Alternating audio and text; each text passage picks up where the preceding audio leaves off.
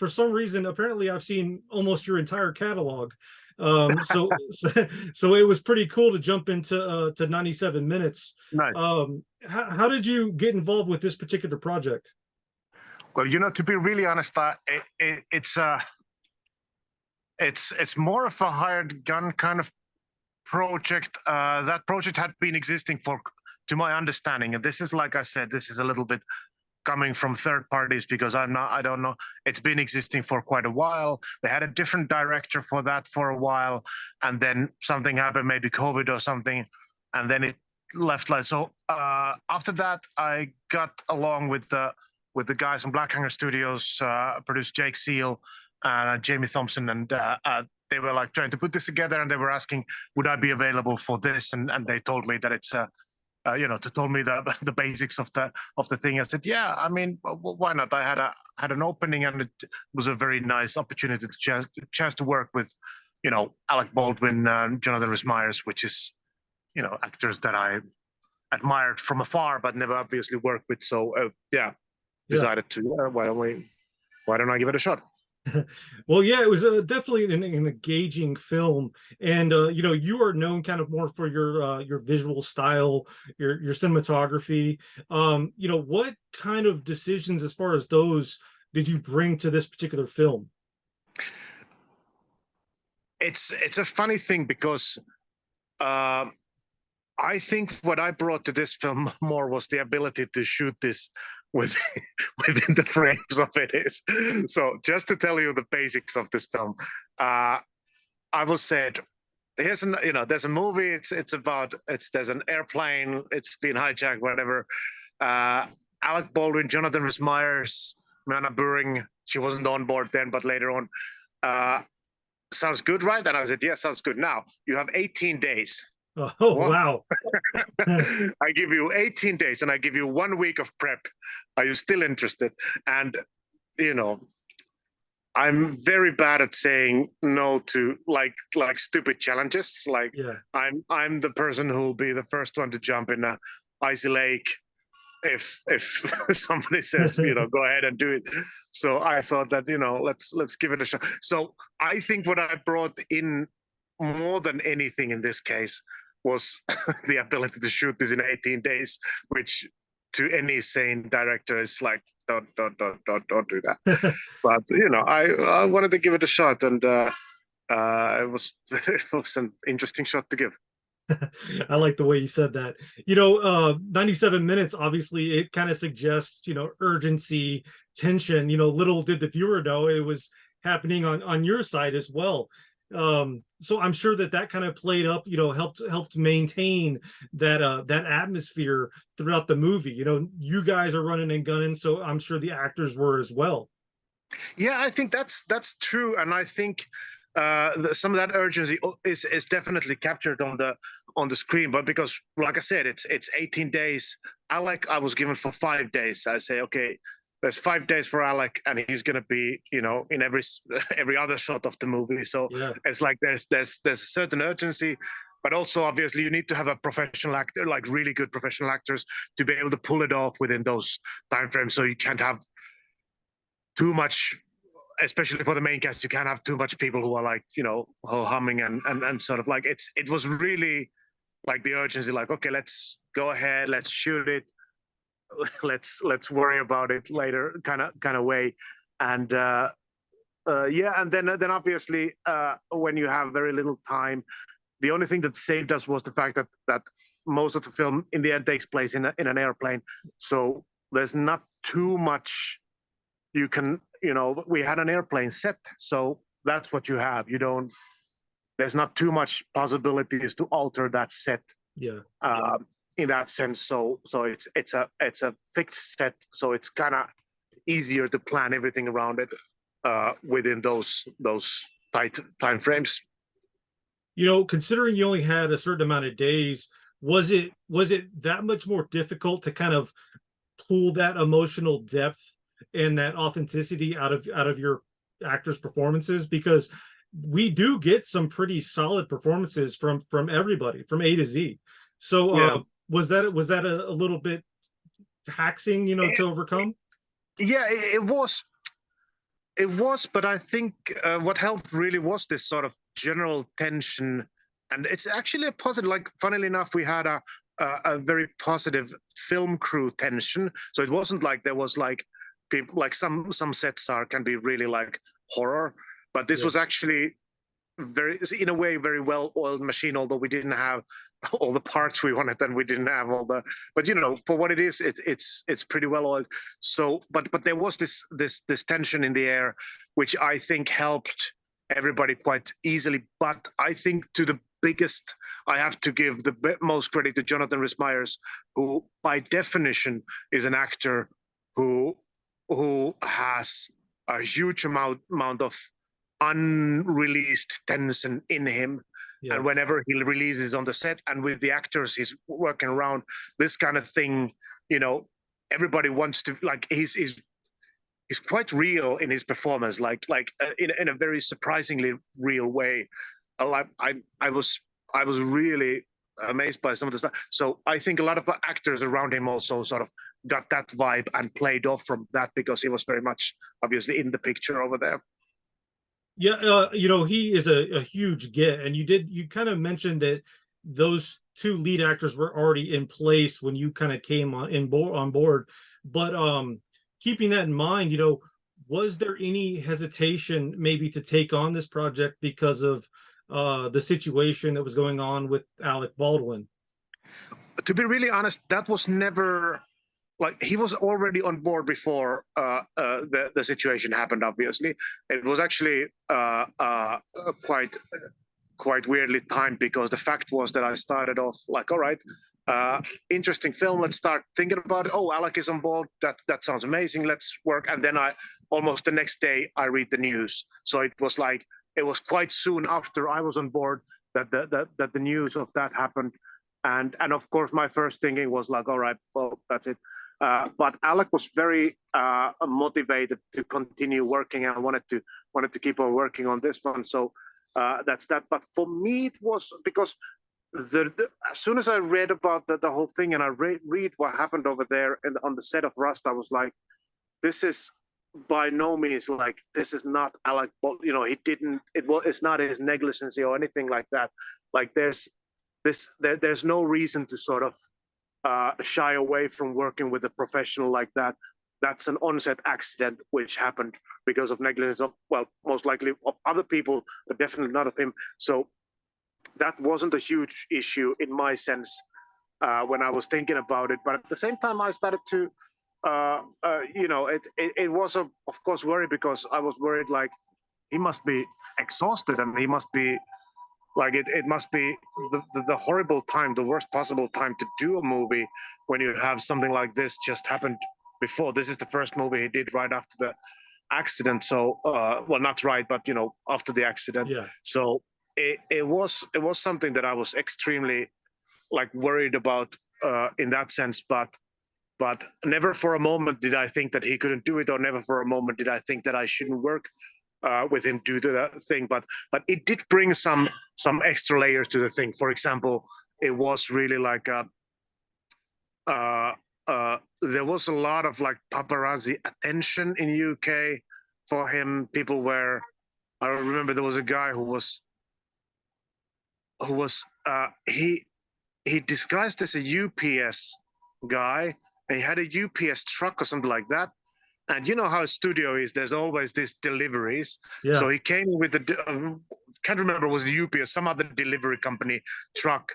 And he was waiting for 2 days out at the studio with a long lens trying to get a picture. And then he got the shittiest picture through a glass, 3 different layers of glass of him sitting in a makeup chair. And it was all over the news in UK. And I was like, really? Is this necessary? What kind of journalism is this? Like, is this serving some purpose? I didn't understand that. So I was really, like, just shaking my head and saying that, all right, so that was an extra layer. And of course, I mean, he was himself beside himself, of course. But I don't want to talk about, obviously, him and Yeah. his state of mind, because that's his business. But when working with him, nothing but absolute professionalism, nothing but professionalism, all from the beginning to the end. Excellent. Yeah, I was just really more so curious about your perspective. And like myself, I grew up in the 80s, 90s, and I love these like airplane movies, One Space, Turbulence, Con Air. Did those types of films come to mind, when you're actually in the zone, behind the camera? Yeah, they did. Obviously, those kind of films are oftentimes like, I did also realize that the budget of these kind of movies, even back in those days, it was quite a bit more than we did. So we did have to work on a very tight schedule and a very tight budget. But my question was like, how do you employ a small fixed space in the best possible way? And a couple of things we worked with our DOP was, I mean, the first one was that we grab the camera, make a handheld out of it, and then sort of lay down, allow the situation, sort of allow the scene play out a little bit more organically. So we did create storyboards for stuff outside of the airplane, but inside the airplane we wanted to be pretty much free, because we wanted to have the freedom of being able to throw the camera into this corner or this angle, because that looks cool for now, and then try to capture the moment from there, instead of pre-planning that so much, because then we would have been very tight to our plans, and that would have slowed things down. And so that was something that uh, we thought that will work in this movie. Yeah, it definitely does. You feel like the plane is kind of a character within itself. And I really enjoyed the film for what it's worth. Thank you. Um, I guess before we move on to something else, what do you want audience to get out of this film? I had a good time with it. What do you want the average viewer to get from this? To be really honest, I think I to be really honest, I didn't think about it too much. I thought, my head was all the time, okay, this is 18 days. I have 1 week to prep. Like I'm like, I have to pull this together, and I hope the intensity and the tension of it gets through. But I wasn't like, I didn't make it to change the world, or I didn't make it to regenerate the genre. I wanted to make it something that gives you 97 minutes. Although I have to say, one of the big disappointments of the movie is that it's not 97 minutes long. It's actually a little bit less, like 93 or something like that. So Yeah. that's something. But give them 90 minutes of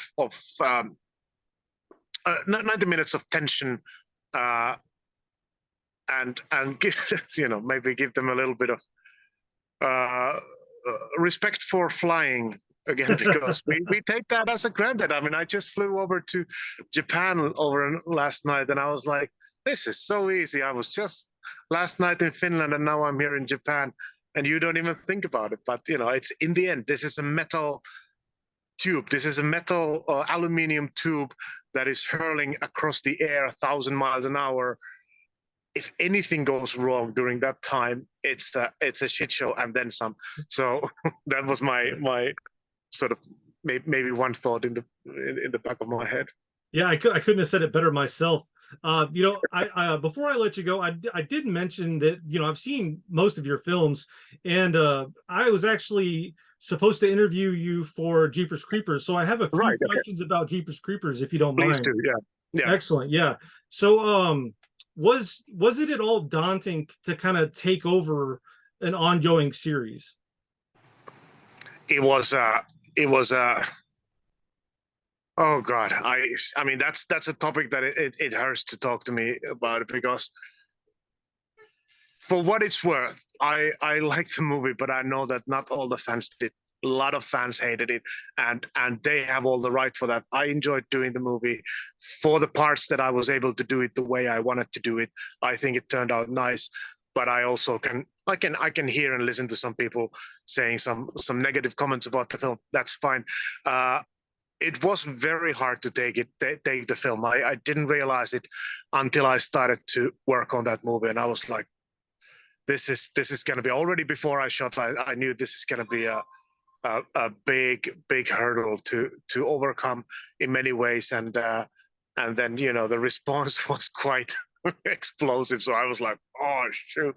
But so yeah, it was something like it's a it remains a bit of a question how clever it is to jump on someone else's franchise. And if you ask me right now, probably not the most clever decision, but what's done is done. Yeah. I honestly didn't realize how passionate the Jeepers Creepers fans were Me neither. until we I think I got a, a, a screener of your film, and my wife and I watched them all back to back.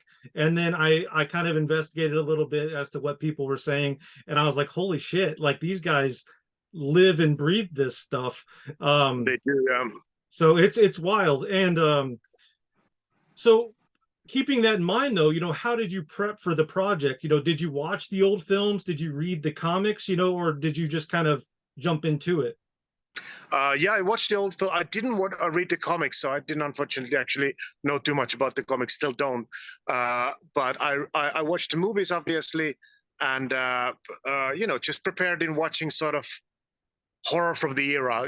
Turn of a millennium, late 90s, early 2000s sort of horror films, Yeah. and just looking like what were the antics that happened them, and then also like how to maybe try to take them and modernize them in one way or another, whether story-wise or some other way, and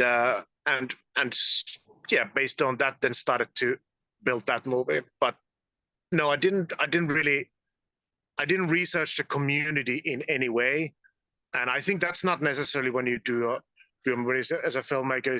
You're not, your job is not to serve a fan community. Your job is to make a film that looks like yourself, and do your best at that.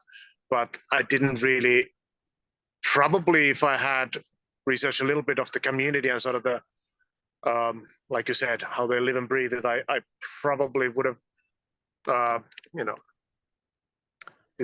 discovered a few things that I discovered later on. Yeah, and let's, if you don't mind, I mean, let's get into that. So, Is there something that you would have changed, looking back? Because well, um there is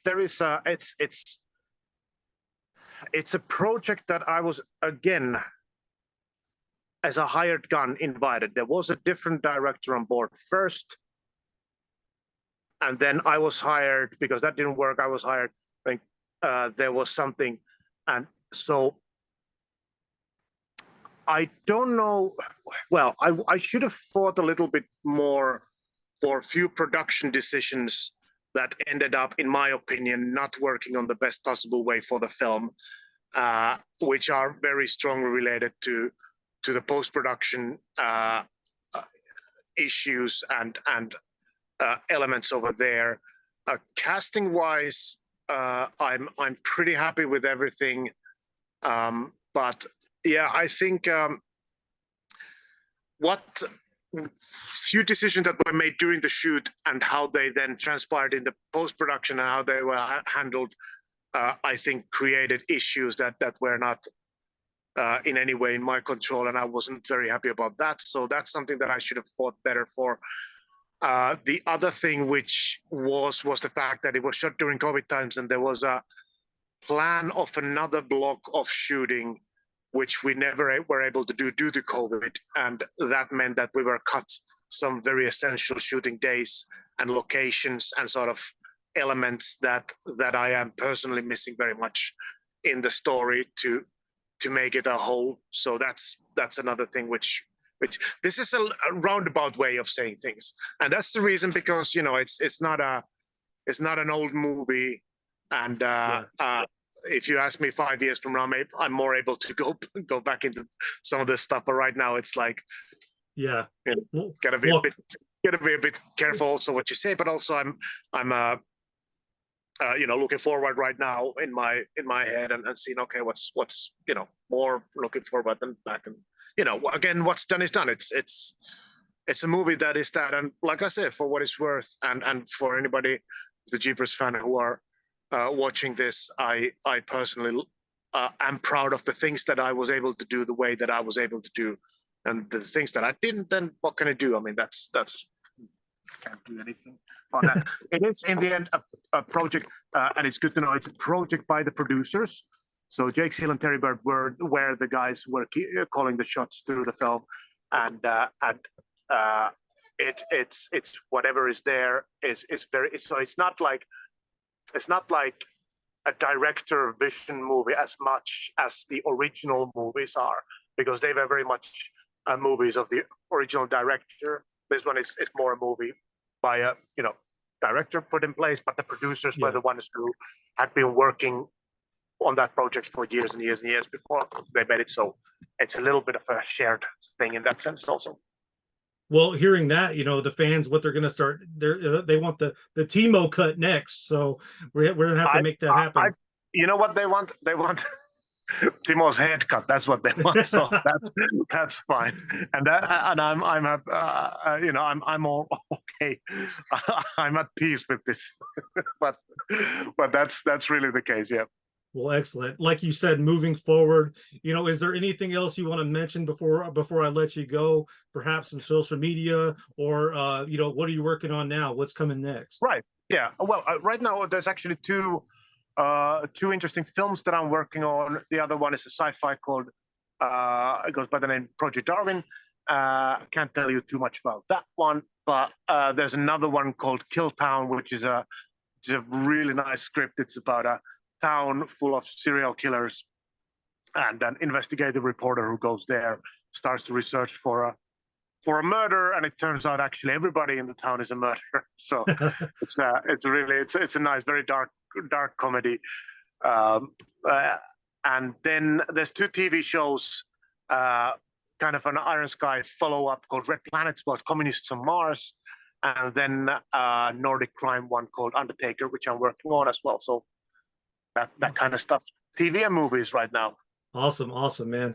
Well, I appreciate your time, man. That was awesome to hear, man. 97 minutes, Jeepers Creepers. Here at CineDump, we let the doers know how they're doing. And Timo, despite what the Jeepers Creepers fans think, you are doing just fine. So thank you so much. Take care, sir. If there's anything I can do to help you out, you just let me know. Beautiful. Thank you so much, and happy for this interview, and have a very nice day. You too, man. Thank you. Thank you. Bye-bye.